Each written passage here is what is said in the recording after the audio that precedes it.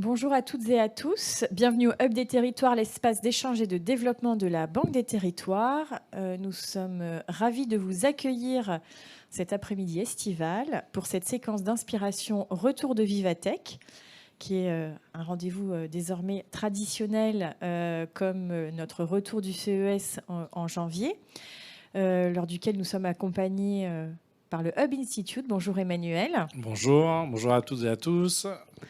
Alors, notre vocation au Hub, c'est d'inspirer et de contribuer à concrétiser les projets territoriaux et de nous rassembler, comme aujourd'hui, en présentiel. Merci à notre public qui est aujourd'hui au Hub, et puis à distance. Bonjour à toutes et à tous. Merci de vous être connectés. Aujourd'hui, c'est une séquence effectivement un peu plus d'inspiration, dans laquelle on va chercher à ouvrir des perspectives, ouvrir à des solutions innovantes, toujours dans le champ d'action possible pour vous, territoire, que vous soyez collectivité, entreprise publique locale, bailleurs sociaux, que vous soyez acteurs privés ou publics. Notre objectif au Hub, c'est vraiment de vous mettre en connexion et aujourd'hui de vous inspirer vers de nouvelles solutions. Je vous invite, et Maxime est en train de le mettre dans le chat, à vous connecter sur notre espace Hub des Territoires. Vous pourrez y retrouver notre agenda en ligne avec tous les événements publics que l'on peut mener. Et vous pourrez également vous inscrire à notre newsletter. Alors, aujourd'hui, retour de Vivatech avec les grandes tendances, les grandes startups, les grandes annonces que Emmanuel va donc nous raconter. Et puis cette année, je crois, Emmanuel, un enjeu qui était très fortement de déployer plus massivement l'innovation. Ouais, c'était un petit peu. Alors, en anglais, on a parlé de scale-up. En France, on a parlé de passage à l'échelle. Mais finalement, c'est se dire, grâce à tout le travail public et privé et des territoires ces dernières années, les 5, 6, 7 dernières années, on va dire ça, l'innovation est vraiment devenue, et pour les grands groupes et pour les TPE, les PME, un vrai sujet. Maintenant, c'est effectivement passer à la taille du dessus. Et effectivement, en particulier sur les sujets liés au durable, à l'infrastructure, à la mobilité, là, on voit bien que c'est des investissements quand même très coûteux. On parle d'infrastructure. Et donc, effectivement, des levées de fonds qui vont ou qui sont déjà en train de dépasser un peu la taille de ce qu'on voyait peut-être dans le marketing avant. Et c'est plutôt une bonne chose parce qu'il faut quand même pouvoir mettre les moyens pour passer à l'étape suivante. Très bien, en effet, de toute façon, c'est effectivement la stratégie annoncée de la French Tech, de scaler et donc de mobiliser plus massivement des capitaux pour faire la différence, en fait, c'est ça. Alors, on va démarrer. J'ai repéré, j'étais un peu concurrent du Hub Institute, mais très modestement, parce que moi j'ai 2-3 slides, quelques petites choses que j'ai repérées dans les allées de Vivatech. Donc je voulais juste vous parler sur les conseils de Julien Réau, directeur de l'innovation de Transdev France, qui est ici avec nous aujourd'hui. Vous parlez rapidement donc du gouvernail. Est-ce que si j'appuie, ça... Ah voilà. Et donc en fait, c'est... Vous voyez le gouvernail qui tourne, c'est une carte. Et donc, de façon peut-être un petit peu provocatrice, je vais démarrer par de la low-tech, puisque c'est effectivement une innovation qui n'intègre pas de numérique, qui est un gouvernail pour se déplacer, pour qu'un piéton puisse se déplacer facilement en ville. Ça a été développé par Vogue, une start-up lyonnaise, un ancien de Transdev d'ailleurs. Et quand le piéton tourne le plan circulaire, il va aller dans la bonne direction. Ça va pivoter sur son axe vertical pour le lancer en fait dans le sens de la marche. Et donc la bonne direction est toujours devant lui. Et alors pour la petite anecdote, et c'était pas prévu quand je suis allée sur le stand, ça a été déployé notamment à Rambouillet et financé par la Banque des Territoires dans le cadre du programme Action Cœur de Ville. C'est un peu le Google Maps sans digital. Ouais, c'est pas mal, comme quoi des fois on peut trouver des choses quand simples. On n'aura plus d'électricité, ça sera bien pratique. Également très corporate, sur le stand de la Poste, qui vraiment un très très gros stand sur Vivatech. Donc on a vu des exosquelettes, beaucoup de livraison du dernier drone, roulant, volant. Voilà, livraison du dernier kilomètre. Et peut-être pour poursuivre sur ce sujet effectivement des petits commerces, la Poste a investi le métaverse pour progressivement déployer, pourquoi pas, une nouvelle expérience d'achat en ligne pour les petits commerces.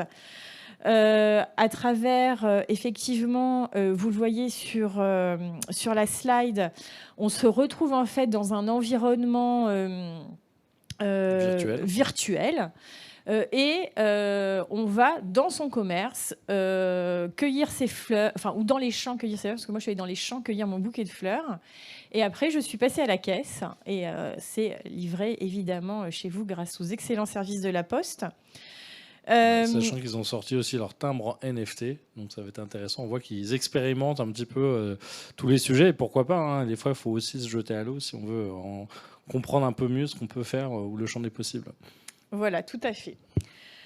On sort du monde tout jaune de la Poste pour arriver au monde d'Elegaltech. Donc, nous, la Banque des Territoires accompagne les professions juridiques dans leurs activités. Et nous avons publié sur le site banquedetterritoires.fr un article sur les Legaltech à Vivatech, focus sur un écosystème en pleine ébullition, avec 8 startups qui peuvent accompagner les professions juridiques, les notaires et les avocats dans leurs activités pour faciliter en fait leurs activités et leur transformation. Donc, on vous a mis le lien vers cet article dans le chat. Et on peut remercier toutes ces startups qui ont fait une grosse promotion de notre événement Retour à Vivatech aujourd'hui sur LinkedIn. Voilà, donc Gino Legaltech, Examine, Call a Lawyer, j'en passe et des meilleurs. Donc voilà, après ce petit picorage, je te passe, Emmanuel, la parole pour démarrer ton retour de Vivatech. Merci à toi et bonjour à toutes et à tous. Je suis Emmanuel Givier, je suis cofondateur du Hub Institute. On est un think tank digital et durable. En gros, on accompagne les grands groupes pour essayer de comprendre un petit peu ce qui va impacter leur organisation côté client ou leur façon de travailler. Et effectivement, il y a beaucoup de choses qui se passent. Et effectivement, Vivatech, c'est un petit peu cette chance finalement d'abord de réunir les grands groupes et les startups au lieu de se regarder en chien de faïence en se disant qui va manger l'autre. C'est plutôt de se dire qu'il y a matière à faire ensemble. Le grand groupe apporte le financement, la taille, la distribution. La start-up est un peu plus agile, un peu plus rapide. Donc là, c'est les labs, les grands groupes qui payent un grand lab et qui hébergent des plus petites start-up. Et effectivement, on parlait de la Poste, mais il y en avait plein d'autres. Je vais vous remettre une petite vidéo en quelques secondes juste pour avoir un peu un aperçu de l'ambiance de ce que ça pouvait donner cette année, avec un retour un peu à la normale. Après une année plus petite l'an passé, puis une année annulée, enfin entièrement digitale il y a 2 ans. Donc c'est un salon, hein, donc on a toujours beaucoup de démos, de bornes, de robots, de drones. Et il y a 1800 startups, donc c'est un peu dur de tout scanner. D'où les tours qu'on a pu organiser. Là, c'est un exosquelette. Voilà, là, on va analyser les fréquences du cerveau. On va travailler sur des plaques pour protéger les travailleurs. Donc, il y en a vraiment pour tous les goûts, depuis très divertissement, très B2B, très industriel. C'est un peu la foire du concours Lépine 2.0.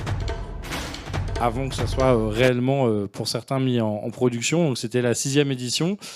C'est assez chouette d'avoir ce type d'événement en France parce que d'habitude, nous, on emmène nos clients au CES de Las Vegas, au salon du retail à NRF à New York. Souvent, il faut aller au Web Summit au Portugal. Donc là, c'est assez chouette, effectivement, d'aller juste porte de Versailles. Bon, après, il faut venir de toute la France pour ceux qui se déplacent. Cette année, des exposants du monde entier, même si, effectivement, il n'y avait pas beaucoup de Chinois à cause du Covid, mais quand même pas mal d'Américains. On avait l'Inde qui était très présente, donc un bon mix, et ça permet effectivement d'avoir un peu une vue de ce qui se passe en général. 91 000 visiteurs en personne, 300 000 en ligne. Finalement, le en ligne, avant c'était un peu et c'est aussi en ligne. Maintenant, c'est d'abord en ligne et on peut venir en physique pour ceux qui peuvent ou qui le veulent. 146 nationalités, 1800 startups, donc ça fait effectivement beaucoup de sujets sur beaucoup de thématiques. Les thématiques, pour en garder 5 avant que nous on en creuse certaines, il y avait effectivement cette décarbonisation, hein, qui est vraiment le sujet avec le pacte vert européen, qui est devenu, du coup, on a une deadline, on a des objectifs, il y a un risque de se faire taxer ou interdire sur certaines activités. Donc là, il y a une prise de conscience, on va dire, depuis 2 ans de la part des grands groupes. Et à partir du moment où il y a des contraintes, d'un seul coup, ça devient rentable d'innover. Et donc, du coup, on peut financer l'innovation et du coup, les startups peuvent lever des fonds pour proposer des solutions à ces enjeux-là. La mobilité, c'est pas nouveau, hein, c'est un sujet, je pense chez Transdev, ça fait depuis toujours, mais on va dire que là, il y a une accélération de repenser la mobilité au sens large, puisqu'il y a à la fois dans les grandes villes, hein, avec la micromobilité, la voiture autonome, mais il y a au niveau du territoire, et là on voit bien, je crois qu'on en parlait en janvier, en se disant il y a 1 an et demi avant le Covid ou 2 ans, on vous demandait de mettre des pistes vélo, maintenant on vous demande de remettre des trains parce qu'il y a des gens qui sont partis en télétravail, en région. On voit toute cette complexité parce que finalement on est toujours en inertie avec des investissements qui prennent du temps et des fois les usages qui peuvent bouger très très vite. Mais bon, peut-être qu'on va avoir enfin un meilleur équilibrage du territoire avec plus de possibilités et pas tout le monde à la défense. Le futur du travail, là aussi, hein, le Covid a accéléré plein de choses sur la recherche de sens, sur de nouveaux modes de collaboration, sur le télétravail. Et c'est loin d'être simple. Tout le monde est un peu en train d'inventer la vie qui va avec. L'inclusion, là, on voit qu'on a un peu de retard sur les États-Unis, qui, eux, sont en retard plutôt sur la partie durable, et qu'on peut se poser plein de questions, ou en tout cas, on peut chercher plein de pistes avec la technologie, par exemple, sur les handicaps, pour pouvoir simplifier, fluidifier les choses. La technologie de pointe, c'est un gros sac dans lequel, alors en avant, on avait beaucoup la big data, l'IA. Cette année, c'était beaucoup la blockchain, le Web3, le métaverse. C'est un petit peu tous les nouveaux sujets un peu émergents, avec à boire et à manger, avec plein de choses qui ne marcheront pas, et certainement quelques vraies ruptures technologiques derrière tout ça. On va dire qu'avec les cryptos, effectivement, qui se sont crashés dernièrement, effectivement, ça a entre guillemets inquiété un peu tout le monde, mais enfin au final l'innovation, c'est pas la première fois qu'elle se mange une bulle. Et puis effectivement cette reconnaissance maintenant de la masse critique au niveau européen et dans l'Europe de la France, qui est encore un tout petit peu derrière l'Angleterre et devant l'Allemagne, mais en tout cas on a bien rattrapé notre retard. Le Brexit a peut-être aidé un petit peu. Alors j'en parlais, on a des grands labs qui hostent, qui hébergent des startups. Donc ça c'était les 5 plus gros, avec LVMH évidemment, comme les Échos font partie des membres fondateurs du salon, ça aide un tout petit peu. Et puis beaucoup plus d'autres entreprises françaises et internationales. Donc on a un petit peu tous les secteurs, toutes les industries représentées. Ça fait aussi la richesse du salon. Et effectivement, là, des régions aussi. Oui, et des régions, bien sûr. Puisqu'on a l'Occitanie, qu'on croisait aussi au CES, même si je ne suis pas sûr que tous les Américains comprenaient ce que c'était comme start-up l'Occitanie, mais au moins ça avait la force d'emmener déjà des délégations là-bas. Il y avait même la Swiss Tech, donc on a aussi. Donc l'objectif c'est d'embarquer une délégation de start-up et de les mettre en avant. Je pense que c'est comme partout, on voit bien que quand on est une start-up, on n'a pas forcément les moyens d'émerger tout seul. Et quand on arrive un peu en grappe, on va dire, ça fluidifie, ça crée des ponts, on peut partager les coûts, les investissements. Puis on voit bien qu'un territoire, on ne peut pas attirer des investisseurs ou des travailleurs avec une boîte ou avec une industrie. Et qu'au contraire, quand on montre qu'on peut amener la richesse, et c'est vrai qu'il y a aussi ce boulot de marketing ou de communication. Plus ça va et plus les gens, des fois, ont envie de partir en région, mais du coup, ils ont le choix. Où est-ce qu'on part? Où est-ce que j'ai trouvé pour moi, pour mon conjoint? Qu'est-ce qu'on peut y faire? Donc là, je pense qu'il y a une carte à jouer pour le développement du territoire. Et effectivement, des levées de fonds, malgré la crise, malgré le Covid, malgré la guerre en Ukraine, qui, pour un certain nombre d'entreprises, ont continué de cartonner, avec des levées de fonds records. Je crois qu'on a 18 startups, 15 startups qui ont levé plus de 184 millions chacune, puisque effectivement, c'est cette capacité, si on plateformise son activité, à aller attaquer l'international avec le logiciel. Et c'est ce que je disais, on a encore le Royaume-Uni qui est un tout petit peu devant nous, mais beaucoup moins leader qu'il l'a été avant en termes de scale-up. La France et l'Allemagne derrière, avec Berlin qui est très dynamique. Donc ça, on voit ça paye quand même tous les efforts que la France a fait depuis ces 5-6 dernières années. On pense à Station F qui est pas loin de chez vous, juste derrière. Tout ce qui a été fait avec Tech, la French Tech, toutes les initiatives cumulées qui, à la fin, mis bout à bout, aident à créer, peut-être pas encore des géants, mais en tout cas des acteurs reconnus. Et ça, je pense que c'était intéressant aussi, c'est de voir que, d'ailleurs, je ferai un témoignage, je sais plus, sur BFM à Vivatech, on voyait quelqu'un qui disait je viens parce que les ingénieurs français comptent et on vient voir ce qui se passe en France parce qu'il y a quand même une reconnaissance du marché. Et là aussi, c'est intéressant de voir. Alors, bon, je n'ai pas mis la Poste parce qu'ils sont déjà tellement actifs au CES et autres, mais voilà, des marques qui étaient peut-être un peu plus traditionnel, on va dire, il y a encore quelques années. Le luxe, franchement, il y a 5 ans, c'était quand même pas les rois du digital. Bon, là, on voit vraiment qu'il y a eu une accélération phénoménale. Hein. Là, le stand, il fait à peu près 3 fois ce qu'on voit à l'écran chez le VMH. Et là, ils sont vraiment venus montrer qu'est-ce qu'on fait dans chaque maison avec des startups partenaires sur le live commerce, sur la distribution, sur le recyclage, sur les NFT dans les mondes chez Bulgari. Enfin, voilà, on passe un peu de... On a repéré des startups, ça y est, c'est devenu des solutions. On a intégré ça dans notre business, on a accéléré notre business avec ces partenariats. La même chose avec L'Oréal. Hein. C'est d'ailleurs ça, c'est intéressant. Avant, en gros, c'était des chimistes et des biologistes chez L'Oréal, et maintenant, ils parlent de beauty tech en disant voilà, notre métier, c'est toujours la chimie, la biologie, mais en plus une couche de diagnostic, d'IA, d'objets connectés.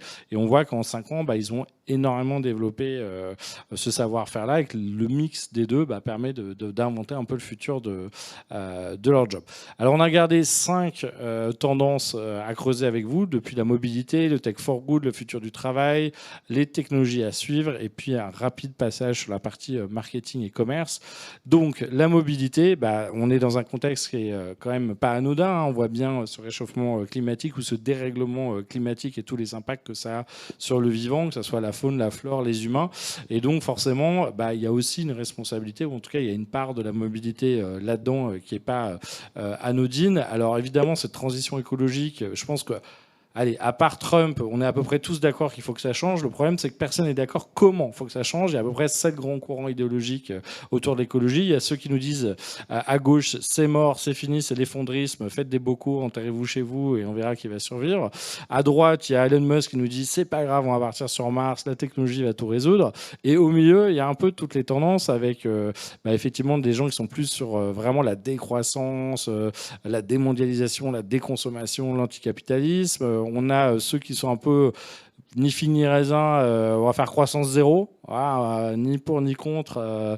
Voilà, il y a ceux qui sont un peu alarmistes, réformistes, on va dire un peu comme le gouvernement en ce moment, disant on va échanger des trucs en essayant quand même de garder un peu de croissance et en trouvant un rythme raisonnable pour que ça soit acceptable par la population. Puis après, on a des des sous-écoles, mais ça montre bien que c'est pas simple et que effectivement, il n'y a aucun sujet simple. En fait, dès qu'on parle d'environnement, on se dit il n'y a qu'à faire ça, mais si on fait ça, ça crée un autre problème ou ça crée un autre effet de bord. On voit bien d'ailleurs entre le gaz, le nucléaire et tout le reste, il n'y a pas de solution simple. Mais c'est vrai qu'il y a un sujet de pollution de l'air, de pollution du milieu marin quand on pense au transport maritime, de l'usage des sols. Hein. On pourrait se dire on fait du biocarburant. Oui, mais en fait, du coup, on utilise des cultures vivrières pour faire du carburant.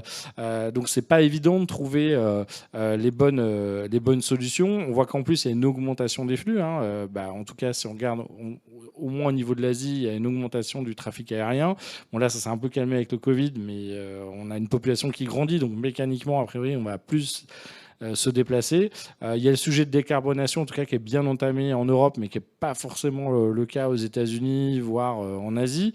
Encore qu'en Asie, ça peut aller vite, hein, vu que c'est assez autoritaire. S'ils décident de quelque chose, ils peuvent vite changer. Et puis, il y a tous ces investissements. On voit qu'aux États-Unis, l'infra sur la mobilité a vraiment pas été sous-investi pendant des années. Bon, là, on a eu le rapport sur les ponts en France. Voilà, ça coûte cher d'entretenir tout un réseau. C'est pas évident. Puis là, on voit le coût des pistes cyclables. Enfin, voilà, il y a plein de choix à faire. Alors là, on voit quelques associations qui étaient présentes, donc comme Fret 21. Donc là, c'est 183 entreprises de la logistique qui essaient un petit peu de partager leurs bonnes pratiques pour réduire l'empreinte carbone. On avait aussi Lean and Green Europe. Donc là, c'est plutôt au niveau européen. Ils vont essayer de s'auto-certifier entre eux pour essayer d'aller dans le bon sens. Donc des fois, on voit vraiment des filières qui essaient de s'auto-organiser, de s'auto-prendre en main au niveau local, au niveau national, au niveau international. Alors, je vois directeur de l'innovation Transaf qui fronce les sourcils. Vous aurez bien sûr l'opportunité après de poser vos questions et d'intervenir. On va faire peut-être un passage à la fin de chaque thématique. Également en ligne. N'hésitez pas à poser vos questions via le chat.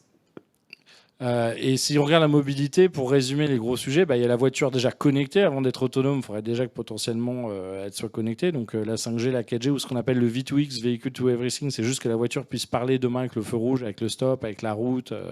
Voilà, on a le véhicule électrique ou à hydrogène, sachant qu'il faut quand même se rappeler que l'hydrogène n'existe pas. C'est pas une énergie primaire qu'on trouve. Il n'y a pas un puits d'hydrogène dans la nature, donc c'est forcément qu'on l'a transformé avec de l'électrolyse. Donc ça consomme aussi de l'énergie, mais ça, au moins c'est un vecteur de transport. On a tout ce qui est véhicule autonome. Il y a plein de façons d'y arriver. La partie logistique, la micromobilité au sein idéalement d'une ville, on va dire, elle est connectée, inclusive, verte et intelligente. Et puis la mobilité aérienne, où là, il y avait encore, comme à chaque grand salon, toujours le show un peu des drones volants. Mais là, on commence à arriver un peu à de concept à des vrais tests, voire à des mises en service avec des dates. Donc ça se rapproche. Donc les véhicules électriques, 2 ou 3 gros sujets. Évidemment, on voit bien qu'il y a une accélération, puisque avec le pacte vert européen, en théorie, 2035, plus le droit de vendre des véhicules électriques particuliers.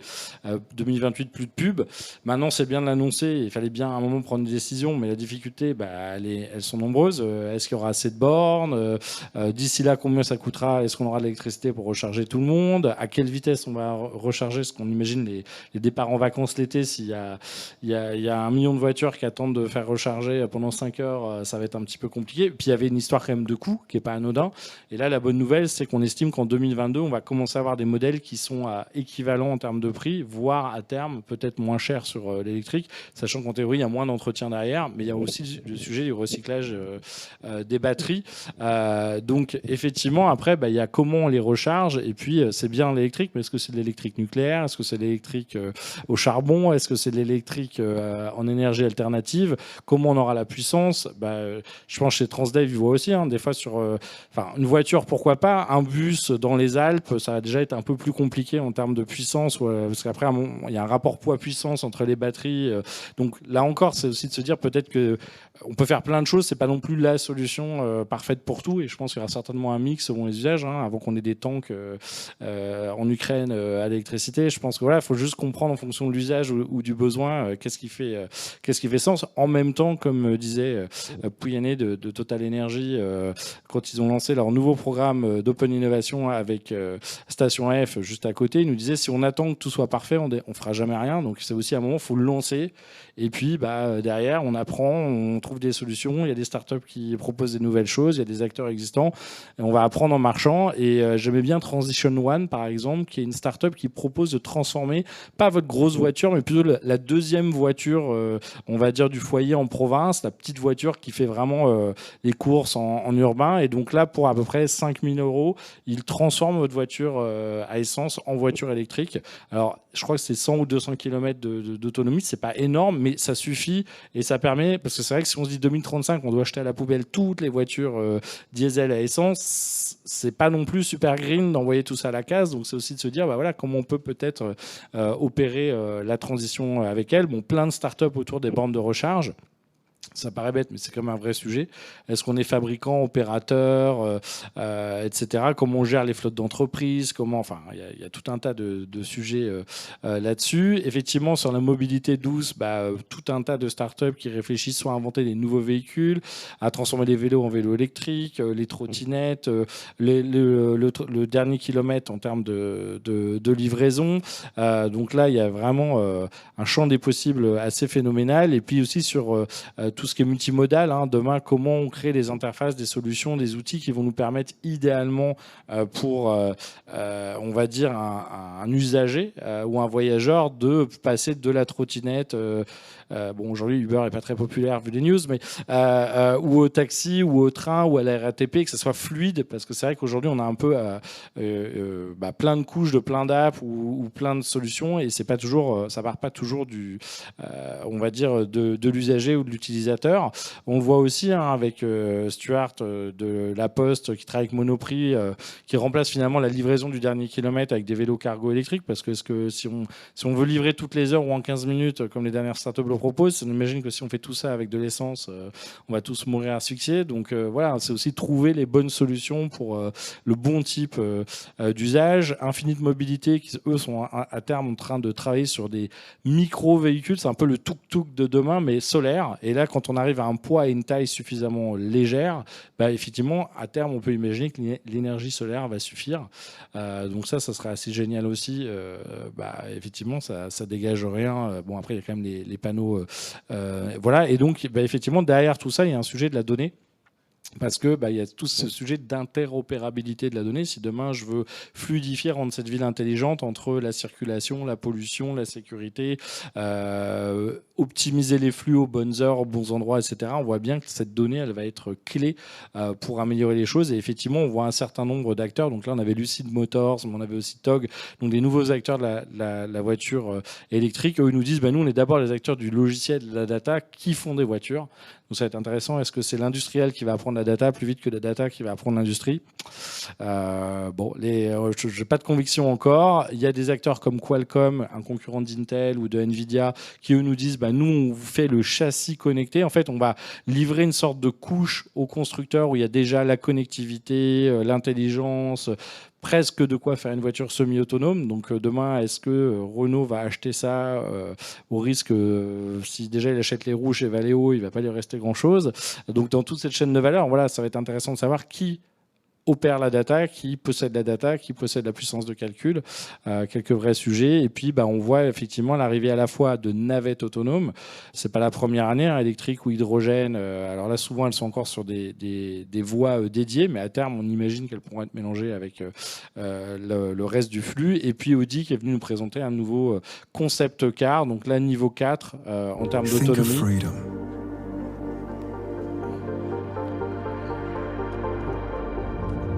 A sphere full of possibilities,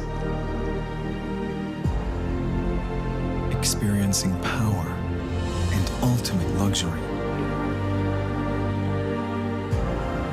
A breath of fresh air,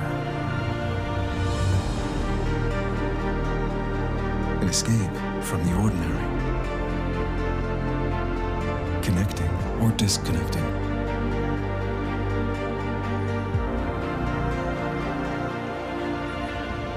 Communicating without words, without limit. Ouais, c'est super, mais enfin, c'est toujours un peu le problème avec l'auto, c'est qu'ils nous vendent toujours des super concept cars et après, quand ça sort en série, on a un petit cran en dessous, donc faut à la fois se projeter, rêver, mais on va voir. Et puis la vraie question, c'est est-ce que c'est des acteurs, j'en parlais, plutôt industriels qui vont inventer la voiture autonome demain, ou est-ce que c'est pas des acteurs du logiciel, ou en tout cas qui vont vendre le bloc voiture autonome au constructeur. Alors, autonomie, il y a 5 niveaux, donc on va dire aujourd'hui, on est autour du 3, 4. En fait, c'est pas si compliqué à l'heure actuelle de faire une voiture qui est autonome dans 80-90% des cas. Le problème, c'est le jour où il pleut, il fait nuit, il y a du brouillard et il y a du trafic dans le centre de Paris. Là, d'un seul coup, ça devient un peu compliqué et c'est compliqué d'expliquer aux gens qu'on va acheter une voiture qui ne va pas vous tuer que dans 80 à 85% des cas. Donc, on voit bien que ça va être compliqué d'arriver à quasiment 99,99, sauf si le véhicule en V2X peut interagir avec le reste de l'infrastructure. Parce qu'au-delà de ces capteurs et sa capacité de calcul propre, il y a un moment, pour sécuriser au mieux, il va falloir connecter les choses. Alors aux États-Unis, ils ont un peu moins de scrupules. Eux, il y a 21 États où désormais on peut faire rouler des camions sur voie ouverte autonomes. Donc là, il y a plusieurs gros acteurs qui sont lancés, entre autres sur les poids lourds, sur les poids moyens, sur le dernier kilomètre. À gauche, c'est assez impressionnant. Il y a déjà un réseau entre 4 grands entrepôts dans le sud des États-Unis où on a du poids lourd qui va livrer d'un à l'autre. Le deuxième, c'est Gatti qui vient de signer un deal avec Walmart. Donc là, ça sera entre les entrepôts en périphérie et les hyper, pas encore pour aller livrer chez le client final, mais ça y est, c'est lancé.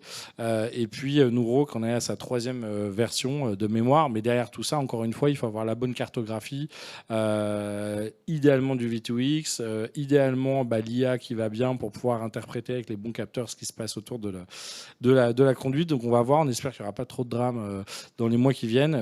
Et puis, effectivement, on citera quand même Amazon qui a lancé Zoox, donc et sa nouvelle navette autonome qui pourrait être un pop-up store roulant. C'est un peu le camion à pizza 2.0 avec un magasin qui pourrait rentrer sur le transport, la livraison. Donc, eux, ils sont en train d'accélérer très, très fort aussi sur le sujet. Ils ont d'ailleurs investi dans Rivian, ils ont voiture électrique et quelques autres. Et effectivement, voilà, on voit une multiplicité. On voit aussi Walmart avec sa filiale DroneUp, ça y est, qui vient d'avoir l'autorisation de la FAA aux États-Unis, qui d'ici fin de l'année va pouvoir livrer autour 4 millions de foyers américains par drone, autour de 34 hypermarchés. Donc ça y est, on passe un peu de « il faisait des tests, ça pourrait marcher ». Ça y est, aux États-Unis, c'est lancé. Alors c'est pas partout, hein. Après il va falloir voir si ça marche, parce que ils ont l'autorisation de le lancer. Maintenant on va voir si ça marche techniquement, si ça marche économiquement, mais on passe un peu de la science-fiction à ça y est, on passe vraiment à plus que du POC derrière tout ça. Et puis effectivement à Vivatech on avait Volocopter, cette société allemande voilà, qui fait un drone 2 places ou 4 places. D'ailleurs il y aura un test en 2024 pour les JO entre Charles de Gaulle et peut-être Châtelet ou La Défense. Ils attendent de savoir les autorisations qu'ils auront. Donc là ça passe garer en face de chez nous, hein. Ça va être des lignes un petit peu fixes pour commencer, mais effectivement ça fait beaucoup moins de bruit qu'un hélico, et l'idée à terme pour eux c'est de pouvoir concurrencer Uber. Donc ils pensent un jour arriver à un prix assez agressif derrière ça. Donc on va voir ce que ça peut donner dans le futur. Voilà à quoi ça ressemble. Ils ont déjà fait 10 000 vols avec ce drone. Donc pour le moment, il y a encore un pilote, mais en fait, qui est vraiment là à titre purement de régulation, mais qui ne sert pas à grand-chose. C'est-à-dire un si ce n'est pour reprendre la main, qui va révéler des nouveaux usages, qui montrent l'avenir de l'aviation. Pour du transport médical, du transport d'urgence, de la logistique et puis parfois du transport de personnes. Une aviation qui est décarbonée et une aviation qui fait beaucoup moins de bruit, comme on va le tester de façon acoustique ici à Pontoise. Donc c'est l'avenir de l'aviation et c'est un avenir qui est là aujourd'hui et qui sera présent en 2024 à Paris. Ça marche par un certain nombre de rotors électriques, donc ce sont des batteries électriques. On enlève les problèmes de propulsion et de kérosène.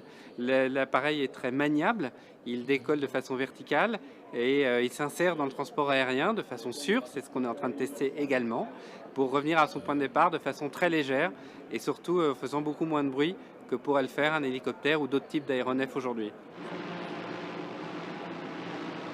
On est en train de tester, de regarder jusqu'à quelle hauteur on va pouvoir le faire voler. Est-ce que c'est 500 pieds? Est-ce que c'est 1000 pieds? Probablement entre 500 et 1000 pieds. Voilà, enfin, ils peuvent le faire. Après, c'est juste qu'ils aient l'autorisation par rapport au trafic existant. Il y avait Delivrone, voilà, qui travaille en Normandie sur la livraison avec des laboratoires voilà, ou un défibrillateur. Donc là, on voit que ça pourrait être pour de l'urgence spéciale. H3 Dynamics, un autre exemple de drone qui revient se recharger tout seul à sa station et qui peut par exemple surveiller un site et faire des patrouilles autour du site et alerter les équipes humaines au cas où il y a une intrusion ou quelque chose comme ça. Et puis il y a Zipline qui est venu prendre la parole. Zipline, pour ceux qui ne le sauraient pas, en gros nous on est à la bourre sur le Rwanda. Le Rwanda, ils sont déjà en train de livrer des médicaments depuis des années en drone. Il faut savoir que pendant la saison des pluies, l'état des routes est très complexe. Bon, ils ont un peu moins de trafic aérien aussi qu'en région parisienne et ça donne ça. Donc on monte son petit package. But the reality is actually it's ready today. There's an opportunity to build a totally radically new kind of logistics system for the planet. We wanted to build the first logistics system that would serve all people equally. The idea is simple. The technology required to do it is complicated. What Zipline's experience has taught us is that the technology is ready, right? We're able to serve people today with the technologies of today. If we want to make instant delivery scale for every person on Earth, we need to be doing that using small electric vehicles that can be operated autonomously and that are 10 times as fast as traditional logistics. Voilà, donc Donc eux, c'est déjà Rwanda, Inde, et je crois qu'il y a encore un nouveau pays qui vient de sauter. Donc en gros, vous avertit que le drone va vous larguer un petit parachute avec vos médicaments de manière géolocalisée, et ça fonctionne. Donc intéressant de voir que c'est pas toujours les pays les plus développés qui sont les plus en avance sur tous les sujets. On pense au paiement mobile aussi. Donc effectivement, demain, cette mobilité, elle est dans une ville qui va être de plus en plus connectée et intelligente. Alors on pense tous aux jumeaux numériques. On n'y est pas encore totalement à cause des problèmes d'interopérabilité entre tous ces services, tous ces acteurs privés, publics qui n'avaient pas l'habitude d'être interconnectés. On a le sujet évidemment du BIM, ce bâtiment, ce plan intelligent et connecté du bâtiment, soit pour la construction, soit pour l'exploitation du bâtiment, avec tout le sujet de qui possède la donnée, qui la valorise. Donc là, on avait quelques startups sur des outils pour créer du jumeau numérique de bâtiment ou pour pouvoir utiliser par exemple de la réalité virtuelle et former les gens dans le futur de leur usine, par exemple, ou refaire les gestes en santé-sécurité d'un site industriel, plutôt que de lire un manuel où ça reste assez passif. Finalement, faire, je sais pas, mimer un incendie de manière virtuelle, c'est un peu plus simple à tester pour de vrai. On avait effectivement tout un tas de startups qui travaillent justement sur cette manipulation, exploitation de la donnée.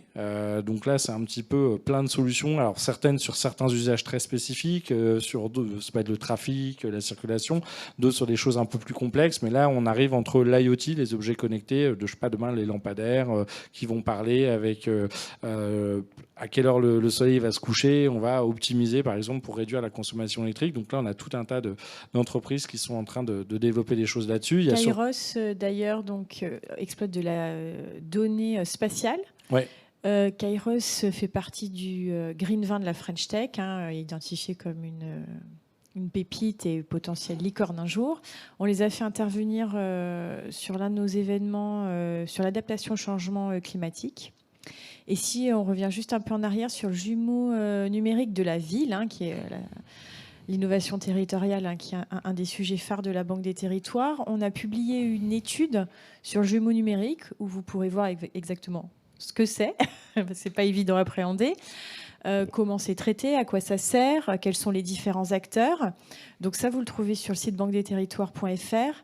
Et on a mené un événement au Hub en juillet 2021. Et donc, le replay est en ligne. Donc voilà, pour en savoir plus sur le jumeau numérique des villes. Voilà, et puis après sur la gestion de flux au sens très large, flux de circulation, flux de livraison, flux logistique, on voit tout un tas d'acteurs. En ce moment, c'est un peu le nerf de la guerre pour beaucoup d'entreprises ou de commerçants, à réussir juste à récupérer ces livraisons ou trouver des matériaux. Donc on voit bien que demain, il y aura un intérêt à mieux exploiter la donnée, à mieux prévoir, à mieux prédire, à trouver d'autres solutions si certains... Voilà, on ne peut plus livrer via la Russie, par exemple, ou voler au-dessus. On doit trouver des choses pour rebondir. Alors évidemment, il y a un pays qui est en avance, qui n'était pas très présent à Vivatech, mais c'est la Chine. Eux, ils en sont carrément à Country as a Platform. Donc eux, ils sont passés à l'étape au-dessus de la ville. Eux, ils sont en train d'interconnecter toutes les régions, toutes les zones. Alors avec le côté positif on devrait avoir des villes super intelligentes. Avec le côté négatif, du coup, on va être super traqué et ça dépend ce que veut faire le gouvernement avec. Donc ça pose toutes les questions, entre autres sur le crédit social, de se dire demain, si tout le monde est traqué, reconnu. Alors on pourrait se dire, si on n'a rien à se reprocher, c'est toujours pareil, c'est super, tout le monde va bien respecter les règles. Après, ça dépend des règles et qui fait les règles et quelles sont les règles. Donc ça pose quelques sujets de gouvernance et c'était un vrai sujet à Vivatech de dire demain, finalement, il y a plusieurs visions, on va dire, dans les démocratures, en tout cas à Singapour, à Dubaï, voire en Chine où là on est très autoritaire, c'est un peu Big Gov qui prend le contrôle. Aux États-Unis, on est plutôt en mode Big Tech ou Big Business qui commence à privatiser une partie de la ville pour les intérêts. Donc charge à nous avec l'Union européenne et vous de réfléchir à un modèle plus vertueux où on a les consommateurs ou usagers, les régulateurs, les acteurs de la technologie, qu'on essaie de trouver quelque chose où c'est un minimum bordé pour que ça ne soit pas au profit uniquement d'un acteur par rapport à l'autre, sachant qu'on a besoin et des usagers et du business et du régulateur. Donc il va falloir réussir à se mettre un tout petit peu d'accord. Et là, du coup, il y avait effectivement pas mal à la fois d'annonces ou en tout cas de partage d'initiatives fait là plus au niveau du territoire mais au niveau de l'Europe même, hein, avec cette réflexion sur les villes intelligentes et durables. Et puis ça peut être du transport intercontinental, ça peut être effectivement la logistique urbaine, ça peut être le numérique au service de la mobilité. Donc il y a beaucoup de sujets et effectivement beaucoup de choses à faire si on veut effectivement réduire ce côté CO2. Alors Tech for Good, effectivement le changement climatique, on en a encore eu l'exemple ces derniers jours et cette semaine d'ailleurs on va avoir des jolis pics de température. On n'a pas demandé s'il y avait des questions sur la première partie. Alors je prends les questions sur la première partie, désolé. Dans le chat, tout va bien? La mobilité? N'hésitez pas.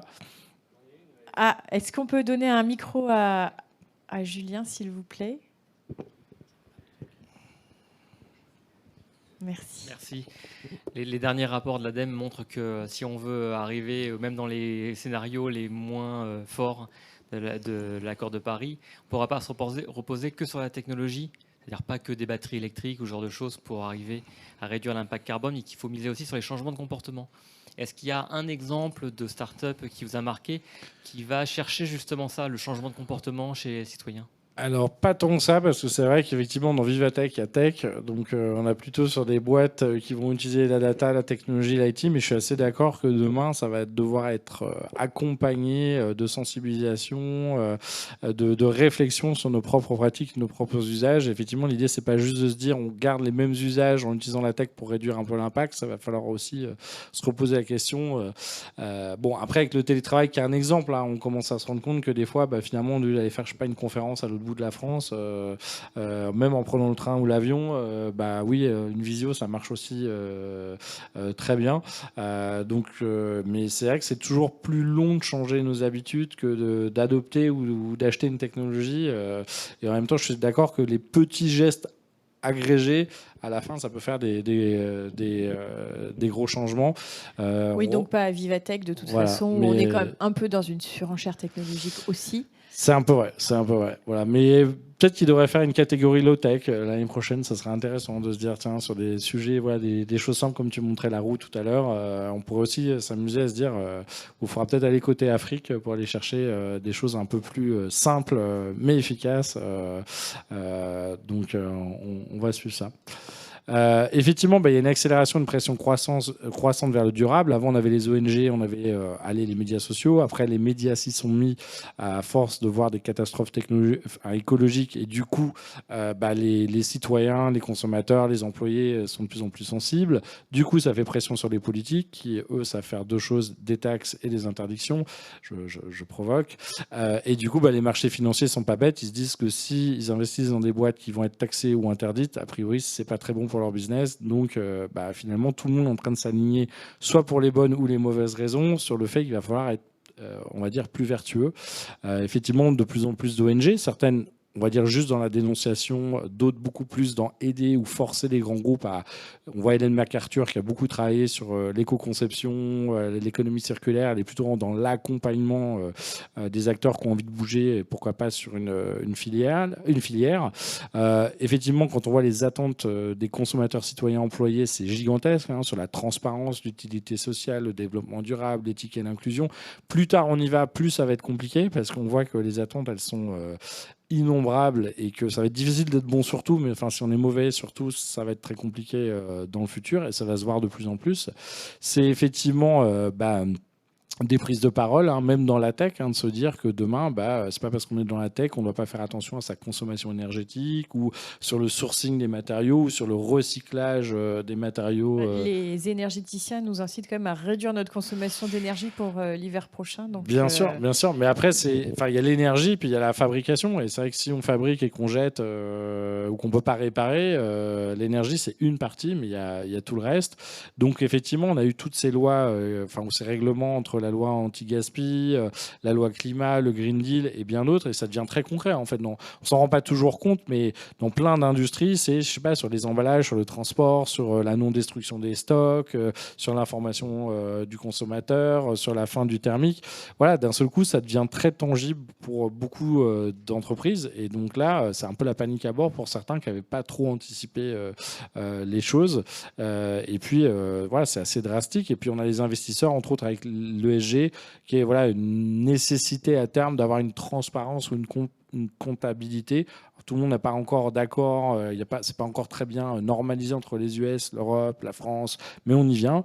Et demain, devoir prouver qu'on surtout chez les banques, qu'on ne fait pas que financer des industries carbonées, même si des fois ils font encore malheureusement les aider. On ne peut pas tout arrêter du jour au lendemain, mais en tout cas, voilà, demain être plus transparent dans le virage. Est-ce qu'on fait vraiment un virage de ce côté-là? Et effectivement, cette nécessité demain de prendre la parole peut-être plus juste sur la performance ou la technicité des produits, mais sur la réparabilité, sur la durabilité. C'est vrai que des fois, on était un peu tenté, on va dire, de forcer les clients à racheter un nouveau produit. On le voit rien que sur les prises de recharge de téléphone dernièrement. Voilà, c'est un détail, mais un petit détail qui, à la fin, compte pour beaucoup. Et effectivement, avec cette tentation pour certains de vouloir communiquer avant d'avoir changé. Je rappelle, c'est un petit spot. Bonjour. Vous voyez cette grosse marque? Avant, pour s'en occuper, c'était pas toujours facile de s'y retrouver. Entre le greenwashing, le womanwashing, le pinkwashing et tout le reste, on ne savait pas toujours quoi choisir. Mais aujourd'hui, vous n'avez plus à choisir. Grâce à Full Washing, le premier discours de marque qui wash tout en un. Allez hop, en machine. Pour un lavage toujours plus facile et superficiel, Full Washing fonctionne avec tous les programmes. Le programme RSE, #TousUnis, le monde d'après, et même avec le programme délicat Cœur avec les mains. Grâce à ses agents actifs en apparence, Full Washing attire un maximum de likes qui restent bien en surface. Ça sent bon le fake. Et voilà le résultat. Une marque transparente, même en pleine lumière. Vous aussi, adoptez Full Washing. Existe aussi en Made in France, fabriqué à l'étranger, pour un bleu, un blanc et un rouge encore plus éclatant. Voilà, donc ça c'est Babel, l'agence de com, qui nous rappelle que effectivement, il ne va pas suffire de s'arrêter aux promesses.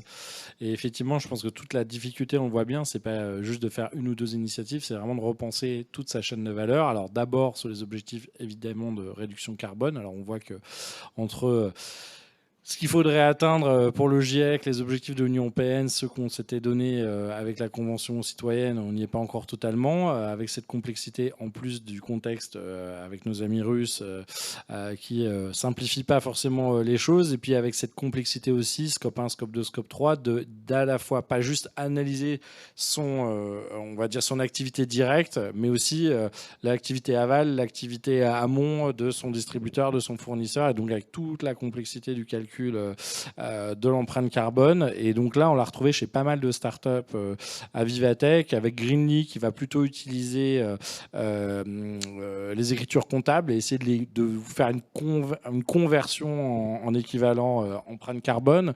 On a Sweep qui a quand même levé 100 millions d'euros en série A, qui veut essayer de faire le Google Analytics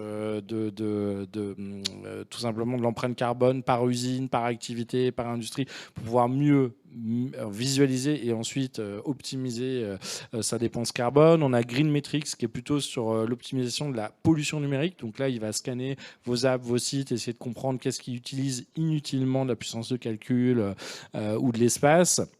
On a Trace, on a Frugger, enfin voilà, il y a tout un tas de startups qui sont en train de réfléchir à ce type de plateforme pour aider soit les très grandes entreprises, soit les petites, à pouvoir déjà tout simplement mesurer les choses et comprendre là où il y a matière à améliorer. Alors après, ça peut être sur les bâtiments. On a recroisé Axonta, qui est un des studios d'architecture qui va vraiment travailler sur l'optimisation de la consommation énergétique du bâtiment, un gros sujet parce qu'en fait, au-delà de la mobilité, le chauffage ou l'isolation, gros sujet sur lequel on peut beaucoup améliorer les choses. Urbanomy, qui le pense à une échelle un petit peu plus large. Donc là, tu parlais de bailleurs sociaux ou d'infra. C'est avoir une vision pas toujours simple quand on doit rénover. C'est vrai que quand on part de départ, on démarre de zéro avec un écoquartier, etc. C'est un peu plus simple quand on a pensé dès le début l'orientation, les matériaux, l'optimisation. Là, le challenge, c'est que malheureusement, on va devoir quand même passer il y a plus de choses à rénover qu'à construire. Donc là, va falloir trouver les choses. Et évidemment, c'est vrai que le CO2, c'est important, mais on peut avoir une tendance à imaginer qu'il n'y a que ce sujet-là, avoir un peu une tunnel vision autour du carbone. En fait, la réalité, on l'a tous vu avec les 17 objectifs de développement durable des Nations Unies, c'est un sujet, le carbone. À côté, il y a l'égalité des sexes, il y a l'éducation des filles, il y a la réduction de la pauvreté, il y a la protection des océans. Donc Dieu sait s'il y a beaucoup de sujets. L'idée, ça serait que chaque entreprise peut-être choisisse 1, 2, 3 priorités sur lesquelles déjà se focuser et contribuer à réduire les choses. C'est évidemment cette vision aussi d'avoir une vision holistique de toute sa chaîne de valeur, ce qu'a déjà essayé de faire Kering. Ça veut pas dire qu'ils sont bons sur tout, mais au moins ils ont essayé de se dire, bah voilà, sur le sourcing des matériaux, sur la fabrication, sur l'énergie, sur le transport, sur la distribution, sur le recyclage, où on en est. Qu'est-ce qui est bien, qu'est-ce qui craint, qu'est-ce qu'on peut faire de mieux, où est-ce qu'il y a le plus d'impact à avoir. On ne peut pas tout faire en même temps, donc si on veut prioriser les choses, faut déjà avoir une vision complète. Et alors il y en a qui ont les 6 R, les 8 R, les 10 R, mais l'idée c'est de se dire sur tout un nombre de sujets, voilà, repenser sa façon de faire, refuser certaines choses. On peut aussi dire certaines pratiques, c'est pas parce qu'on a le droit légalement de le faire que éthiquement ou même on s'autorise à le faire. Réduire, se dire dans tout ce qu'on fait, est-ce qu'on peut pas réduire un petit peu l'énergie, un peu le déchets de matériaux, est-ce que il y a des petites optimisations à faire dans les coins, réutiliser, effectivement peut-être qu'il y a des matériaux qu'on jetait avant qu'on peut revaloriser différemment ou utiliser dans une autre entreprise, le recyclage, la réparation, voilà, c'est pas les R qui manquent, mais en tout cas ça montre qu'il y a un champ des possibles hyper larges et plus on aura des contraintes, plus il y aura des innovations derrière tout ça. On pense à la seconde main, entre autres dans le textile, qui est en train d'exploser en ce moment avec Vinted, Le Bon Coin et les autres, mais c'est vrai que finalement c'était pas forcément une pratique à part la friperie avant. Là, de plus en plus, on voit même les marques commencer à proposer elles-mêmes leur propre site. Dans les premières, c'était Patagonia, qui permettait de revendre sa doudoune de randonnée qu'on n'utilisait pas à quelqu'un d'autre. Et d'ailleurs, un autre exemple sur Patagonia, c'est que vous pouvez revenir avec une doudoune d'il y a 15 ans sans ticket de caisse si vous la réparez. Donc c'est un truc de dingue. Voilà, donc oui, ça coûte un peu plus cher, leur marque peut-être que certaines, mais il y a ce côté, on essaie d'assumer notre responsabilité. VP, pareil, qui vient de refaire un circuit d'occasion C2C. Quand vous n'êtes pas satisfait de ce qu'on vous a envoyé, plutôt que de le renvoyer à VP, vous pouvez le revendre en seconde main à un autre utilisateur de la plateforme. Leasy, qui permet de mettre en marque blanche une plateforme soit de location, soit de seconde main. Donc ils le font pour Adidas, pour Decathlon et pour d'autres. Donc si c'est pas votre métier, vous pouvez prendre une plateforme qui va vous aider à mettre en place ce type de solution. Et on voit Decathlon, entre autres, qui a fait pas mal de choses. Par exemple, vous pouvez louer un vélo, de 1 à 2 ans, puis de 2 à 4, puis au lieu de racheter 5 vélos différents, vous l'utilisez une année, puis eux le réparent et le relouent à quelqu'un d'autre. Et là, ils viennent de même tester l'abonnement. Vous avez une sorte de forfait. Une fois, vous pouvez prendre une tente, un sac à dos, un peu en fonction de votre activité. Au lieu d'acheter tout ça et de le laisser dans votre cave pour rien, c'est plutôt de mutualiser l'usage entre tout le monde. Back Market, qui est un des acteurs qui est en train d'exploser en France sur le reconditionné. Et d'ailleurs, je ne sais pas si vous avez vu la petite campagne qu'ils ont fait. Je pense que les Apple Store n'ont pas trop aimé, mais...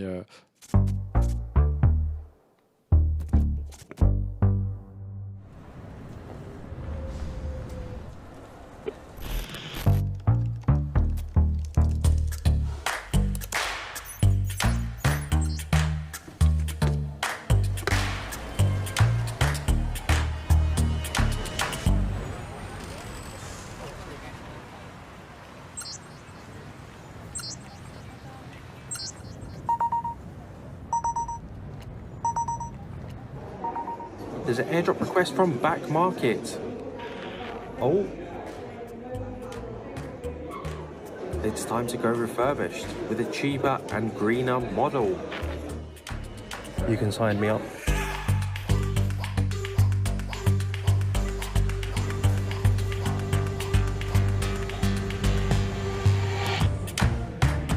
Back Market vient de faire un petit hacking chez Apple dans le plus grand des calmes, chez la concu.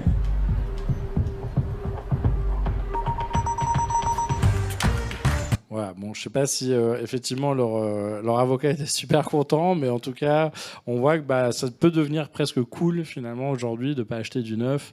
Back Market qui propose des téléphones en seconde main, C'est peu hacker les Apple Store grâce au système AirDrop, c'est-à-dire qu'on communique directement sur les téléphones qui sont dans le magasin.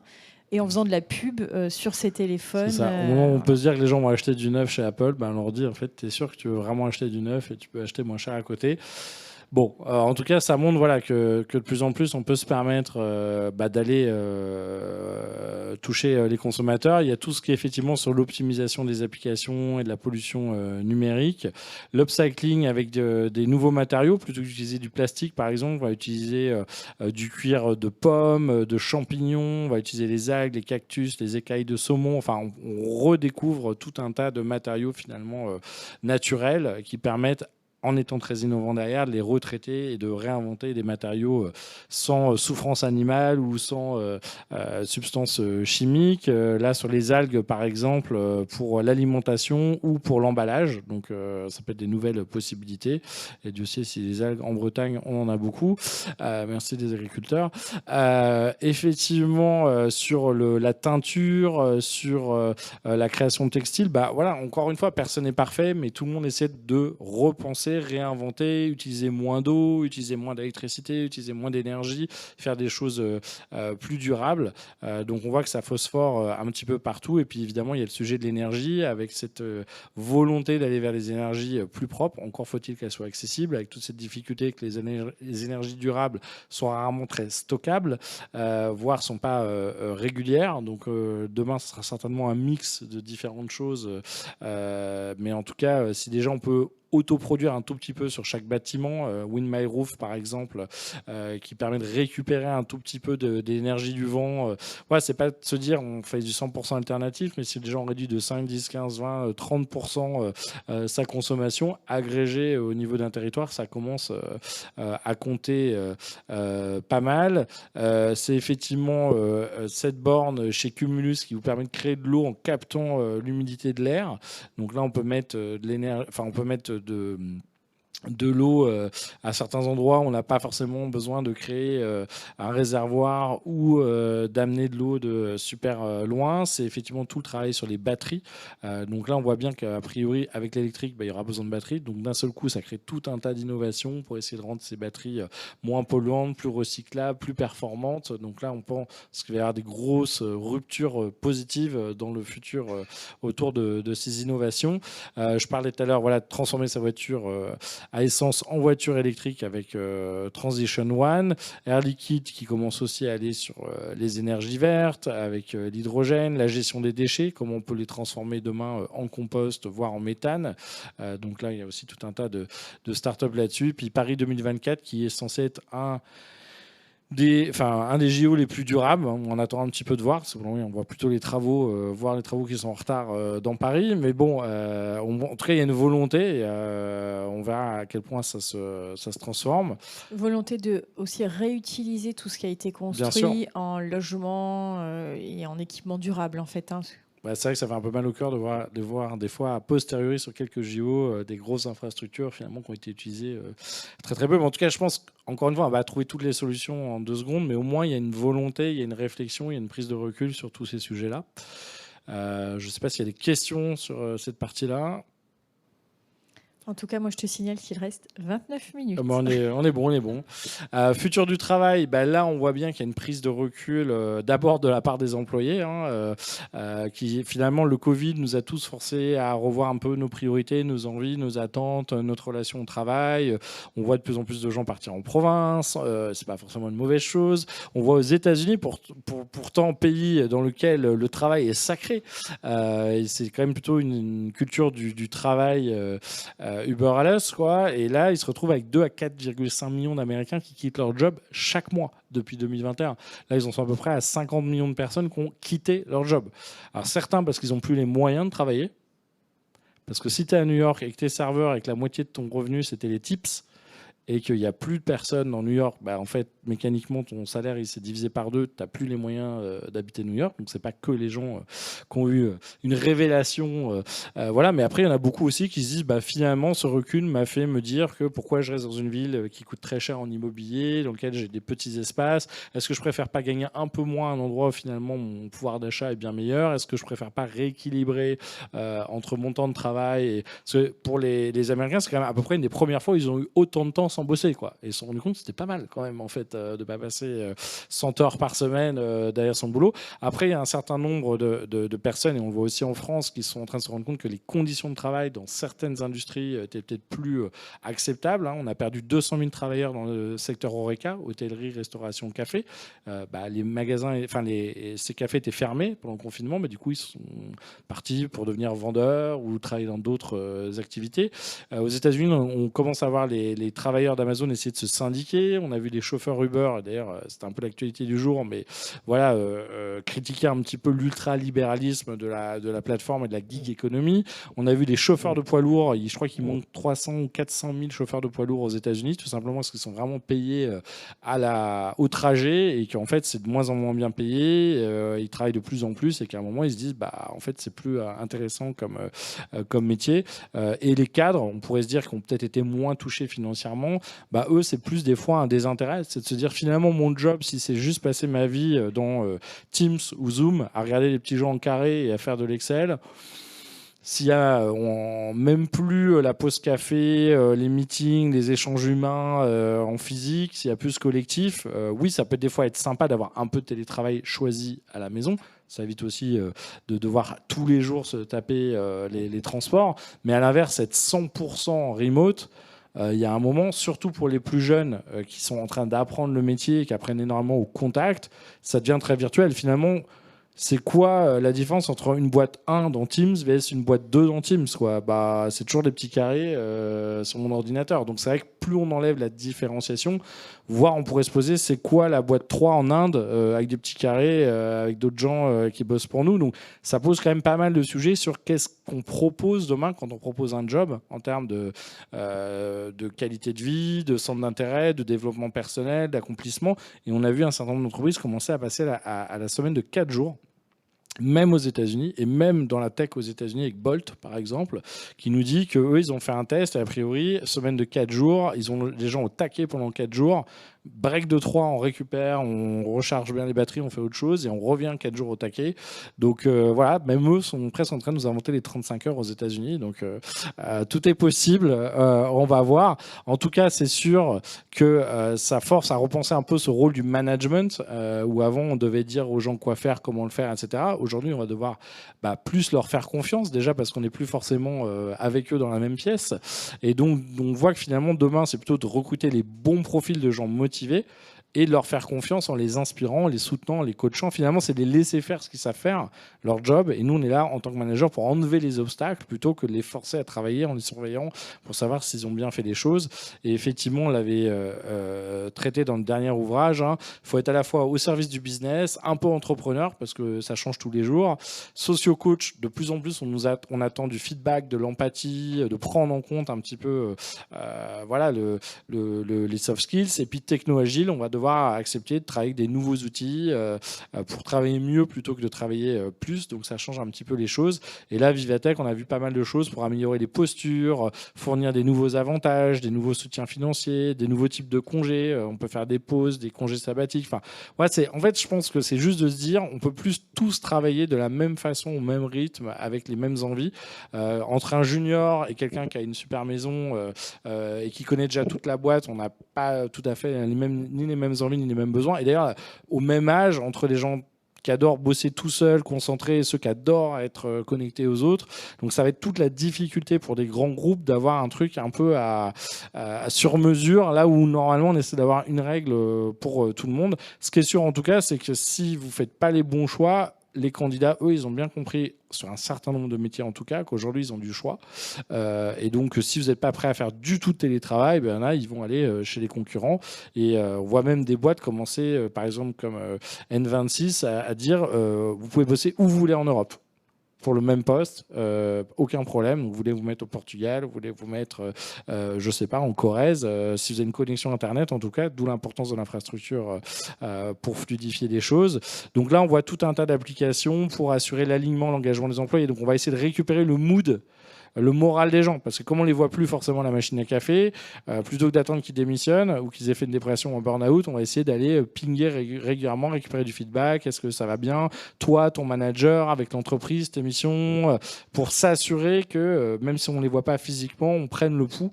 Blooming, c'est exactement la même chose. Au lieu de faire une enquête tous les 2 ans, c'est quasiment tous les 15 jours, on va prendre un petit peu le pouls. C'est repenser les bureaux, les outils, le mode de travail. Donc il y en a qui nous disent, il y avait Meta qui était là à Vivatech, demain le futur c'est Horizon Workroom, c'est le boulot dans le métaverse. Bon, on n'est pas encore complètement convaincu pour être très franc, mais ça va être intéressant de voir ce qu'on peut faire différemment dans certains cas.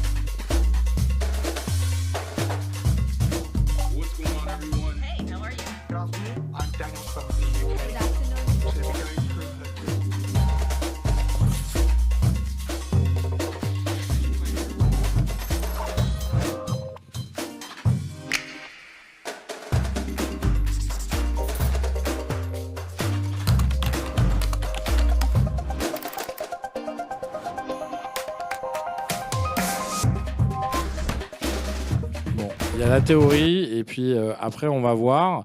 C'est sûr que des fois ça peut nous paraître un peu dingue ou un peu déshumanisant. En même temps, on n'en est qu'au début. Facebook nous dit c'est un chantier à 10 ans. Il y a encore 13 barrières techniques à passer. Ils ne sont pas en train de nous dire Horizon Workroom, c'est ça le futur. Demain, ils aimeraient plutôt faire de la réalité augmentée dans le vrai monde. Mais nous, on a vu une startup Optel qu'on a beaucoup aimé sur le lab de Manpower qui, elle, nous permet de faire tout simplement de la formation, des visites virtuelles. Et ça paraît gadget, mais en fait pas du tout.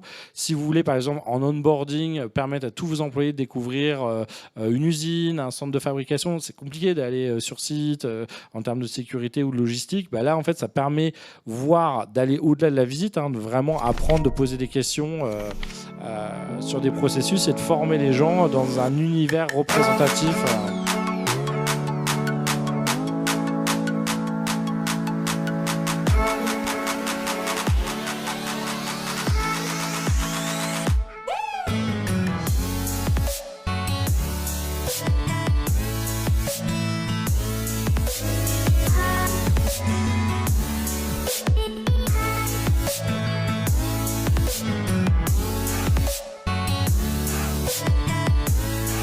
Donc on veut vraiment apprendre des gestes in situ, entre guillemets, dans un univers un peu immersif, représentatif de l'environnement de travail, revoir, je sais pas, des procédures santé-sécurité ou autres. Pitch Boy, c'est un petit peu la même chose, mais là c'est carrément pour vous entraîner avant, par exemple pour un vendeur, simuler plusieurs fois un exercice pour tout simplement maîtriser une façon de vendre ou un discours, avec de l'IA qui est capable de comprendre ce que vous avez dit, de vous challenger un petit peu.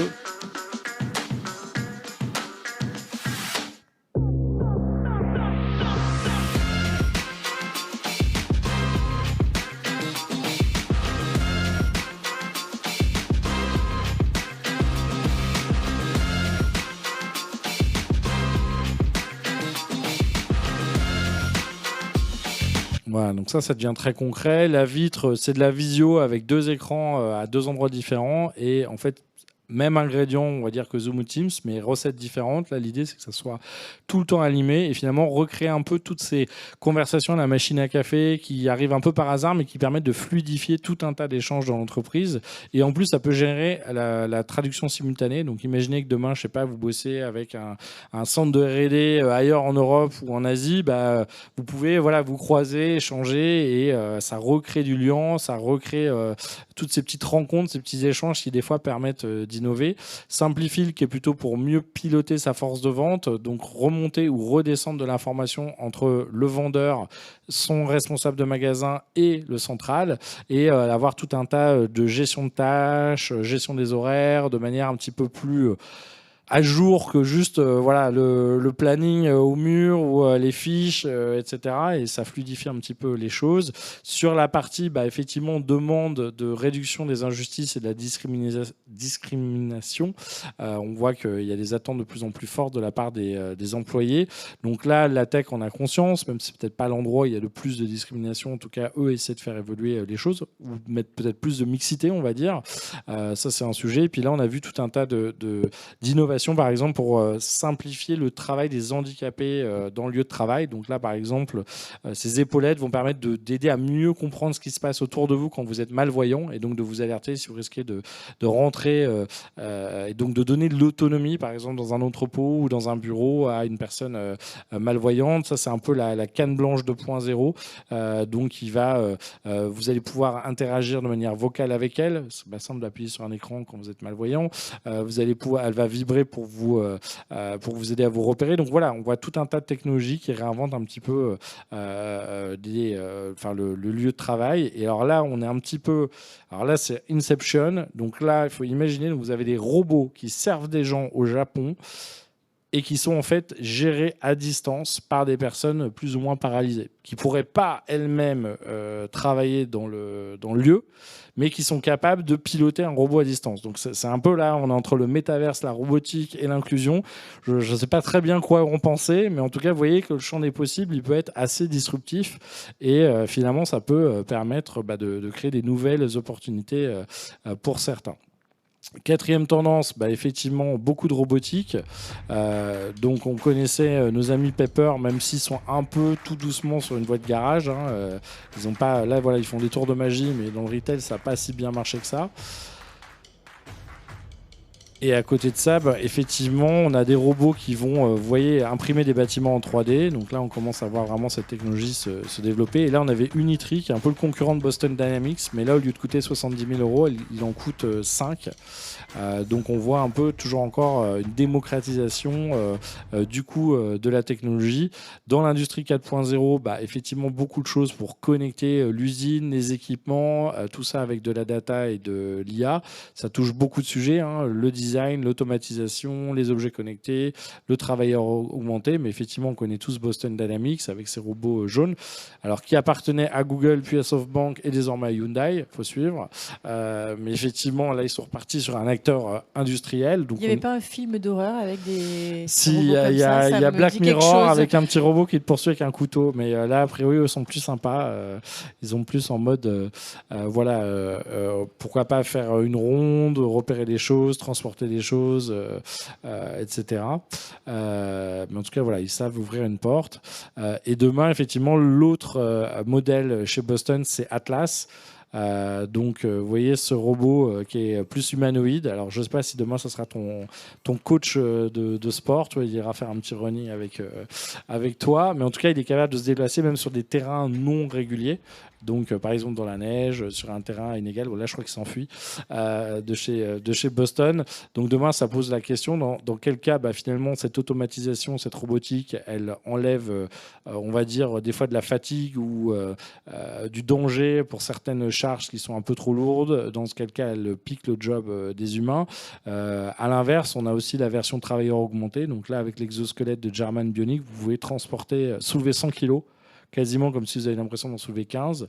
Et effectivement, vous risquez beaucoup moins de vous abîmer tout simplement le corps. On a l'automatisation des inventaires, on a des chatbots en réalité mixte. Donc là, c'est pas de la réalité virtuelle. On va voir, par exemple, l'équipement sur lequel on veut faire de la maintenance. Et on va avoir tout simplement, on va pouvoir chatter au niveau vocal avec un chatbot qui va nous renseigner et nous afficher de l'information contextuelle pour pouvoir manipuler un objet ou gérer une intervention. Donc là, on est encore au début de la réalité augmentée avec, entre autres, HoloLens Microsoft.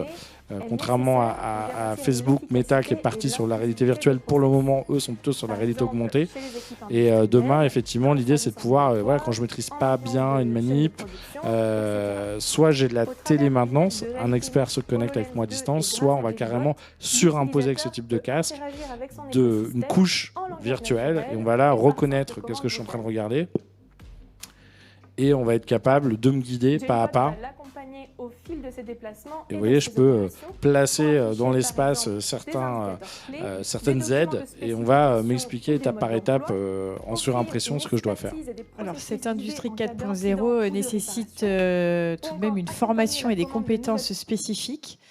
Donc, on y travaille à la Banque des Territoires via notre programme Territoire d'industrie, parce qu'en fait, on manque de personnes qui sont formées pour faire fonctionner des usines sur ces nouveaux modèles. On a accueilli vendredi, l'équipe Territoire d'industrie a accueilli les 41 lauréats d'une AMI qu'on a lancé justement sur les compétences. Et on a eu la chance de recevoir notre nouveau ministre délégué à l'industrie, Roland Lescure, ici, pour le lancement effectivement de ce sujet crucial, puisqu'on est en pleine réindustrialisation, mais il faut trouver les compétences pour le faire. Et puis, comme on en discutait tout à l'heure avec l'équipe de Transdev, il faut aussi emmener ces personnels sur les lieux de production, ce qui est un autre enjeu crucial. Et former les gens, effectivement, tu en parlais. Alors, on avait des choses autour de la blockchain pour la traçabilité. Bon, on voit qu'il y a beaucoup d'idées, ça a encore un peu du mal à atterrir, mais on va y arriver. Des choses autour de l'agritech, en utilisant de la data, l'image satellite pour optimiser ou mieux visualiser les choses.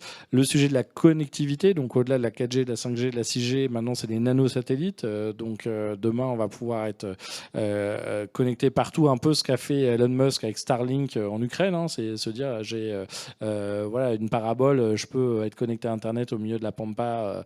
Et donc demain, on imagine sur l'aménagement, la réduction, du territoire, la réduction de la fracture numérique, si je peux récupérer sans forcément passer de la fibre ou des antennes, ça devrait pouvoir aider aussi les choses. Et puis avec quelques startups space tech, parce qu'il y en a qui sont déjà en train de réfléchir au futur du futur. Et d'ailleurs, c'était assez dingue. À droite, c'est Interstellar Lab. Ils sont en train de travailler sur l'agriculture dans l'espace et sur les autres planètes. Donc il y en a, ils ont un BP déjà loin, mais en même temps on rigole, mais ça prend du temps et il faut anticiper. Et effectivement, si à un moment on arrive à voyager sur une autre planète, il va bien falloir qu'on mange pas que nos boîtes de conserve et nos provisions. Va falloir qu'on soit capable de cultiver les choses là-bas. Il y avait aussi pas mal de choses sur la santé avec la recherche médicale, tout ce qui est suivi des patients, télémédecine, téléconsultation, aussi suivi plus autonome de tout simplement ces données. Si vous êtes diabétique, par exemple, on a tout un tas d'interfaces qui vont aussi un petit peu donner la main aux patients ou à l'aidant et pas juste attendre que ce soit toujours l'expert qui nous guide. Et puis pour terminer sur le marketing, le commerce et l'expérience client, il y avait foultitude de choses. J'ai bien aimé Ritag, on a beaucoup parlé du live commerce, mais là ils ont fait un outil assez simple, par exemple pour des TPE, des petits commerçants qui vont permettre de donner la main à des influenceurs pour à la limite faire leurs vidéos des produits de la marque. Ils vont pouvoir récupérer les visuels du produit. Donc, au lieu d'être tout seul à faire son live commerce, qu'on a un peu du mal des fois à faire connaître, en fait, on va pouvoir le relayer avec des influenceurs qui chacun va faire sa vidéo autour. Voilà. Et ça, on a bien aimé aussi. Une start-up qui s'est rendu compte que souvent en retail, si par exemple on est quand même très touristique en France, en tout cas on souhaite que les touristes reviennent, on ne parle pas toujours 22 langues, le client non plus. Du coup, on va mettre ce petit écran et on va choisir chacun sa langue de chaque côté. Ça va sous-titrer en temps réel la conversation.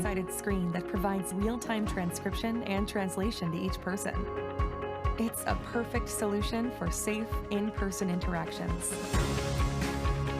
Spoken words are displayed as text on the opposite screen, in their language, instantly. As we like to say at Waverly Labs, welcome to a world without language. Voilà, il faisait déjà des oreillettes de traduction. Moi, c'était compliqué de prêter une oreillette à quelqu'un que vous ne connaissez pas. Entre collègues, à la limite, chacun la sienne. Et on peut déjà avoir 4 personnes de 4 langues différentes qui interagissent avec une oreille de traduction simultanée. Mais là, c'est vraiment de pouvoir le faire en retail. Et on parlait du métaverse, mais des fois, c'est aussi la 3D dans le retail, juste pour présenter un concept de magasin, par exemple, à un partenaire. Donc là, on va représenter une tête de gondole, une action de promotion, et on va utiliser la réalité virtuelle ou la réalité augmentée avec un téléphone. On va pouvoir visualiser dans son point de vente à quoi ressemblerait par exemple le corner promotionnel qu'on veut proposer. Si on est commercial, je sais pas, la pharmacie, pour leur expliquer nos nouveaux présentoirs. Donc là, on voit aussi des pistes là-dessus. Et puis pour terminer, on avait quand même aussi l'apparition des vêtements virtuels.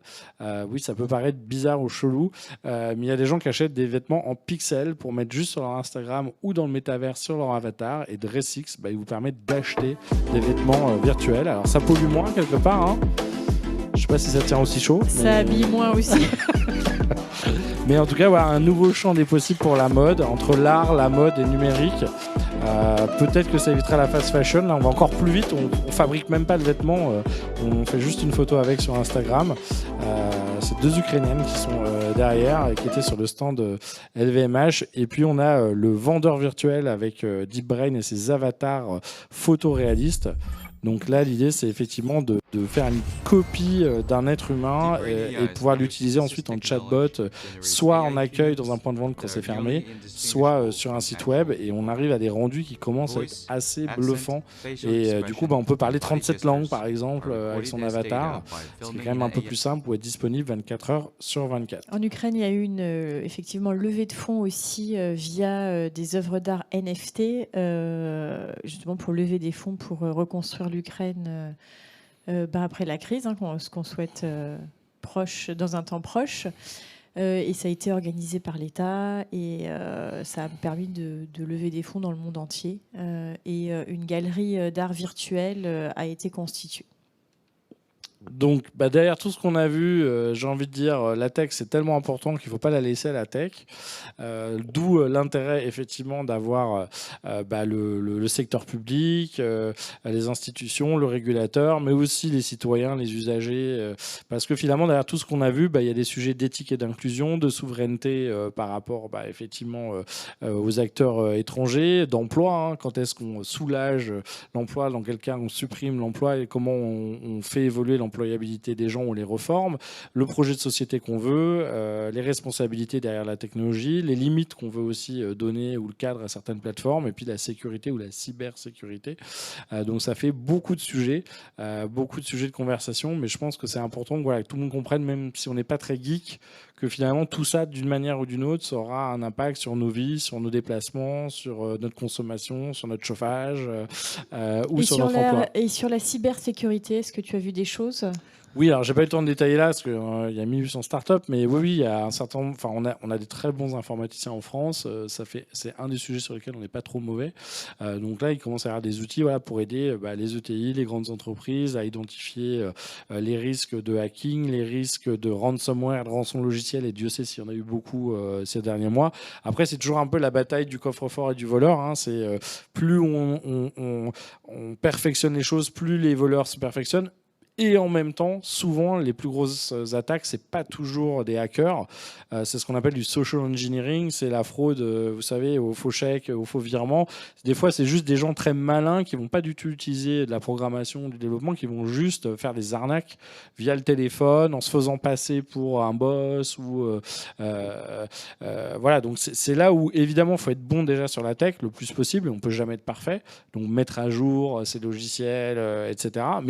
Et rappeler aussi à tous ses collaborateurs ou employés d'être un peu méfiants, de faire attention, de ne pas cliquer trop vite et de faire des fois des vrais exercices de test pour vérifier si tout le monde a bien compris ou se rappelle bien les conduites. Mais à côté de ça, des fois, c'est aussi bête que le mot de passe qui traîne sur son post-it, la personne, le stagiaire à qui on a laissé tous les mots de passe qui est reparti avec. Voilà, il y a des choses qui paraissent très bêtes, mais c'est des fois les trucs les plus bêtes. Voilà, et là on a vu un hacking sur Axie Infinity, qui est un des plus gros jeux en NFT, entre autres aux Philippines. Il y a des gens qui vivaient de ce jeu-là. Ils se sont fait hacker 486 millions de dollars, et pour pouvoir faire ça, qu'est-ce qu'ils ont fait ? Ils ont monté une fausse boîte, ils ont monté une fausse offre d'emploi qu'ils ont tendu à un des ingénieurs de l'entreprise. Ils lui ont fait passer des faux entretiens, ils lui ont fait un faux contrat de travail pour qu'il télécharge le contrat de travail, et que du coup ils arrivent à rentrer dans son ordinateur pour pouvoir prendre la main sur cette marketplace. Donc c'est pour dire à quel point il y a des gens qui sont prêts à passer beaucoup de temps pour arriver à leur fin. Donc sans être complètement parano, effectivement, des fois il faut vraiment se dire qu'il y a des gens qui peuvent prendre des fois des mois à préparer une arnaque pour vraiment essayer d'avoir accès à tel ou tel poste, telle ou telle personne, ou se faire passer pour telle ou telle personne. Et quand on voit effectivement les deepfakes avec les avatars, ou même la voix qu'on peut reconstituer, demain on peut imaginer des choses assez perfectionnées qui risquent de nous arriver. Très bien, merci Emmanuel. Est-ce qu'on a des questions ? dans la salle, peut-être, des remarques? Et dernière chose sur la cybersécurité, en même temps, des fois, on voit des boîtes qui n'ont juste pas backupé leurs données et qui peuvent se manger un mur juste parce qu'on n'a pas fait de backup. Hein. Donc, des fois, il ne faut pas toujours penser à Star Wars. Est-ce qu'on a des questions dans le chat? J'en ai pas vu passer, moi. Très bien. Un grand merci. Donc, Ravi. on va conclure là ce retour de Vivatech.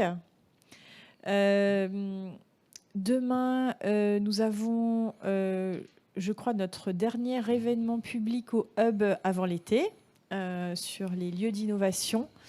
C'est demain à 11h et vous pouvez vous inscrire en allant sur notre page Hub des territoires sur le site banquedetterritoires.fr.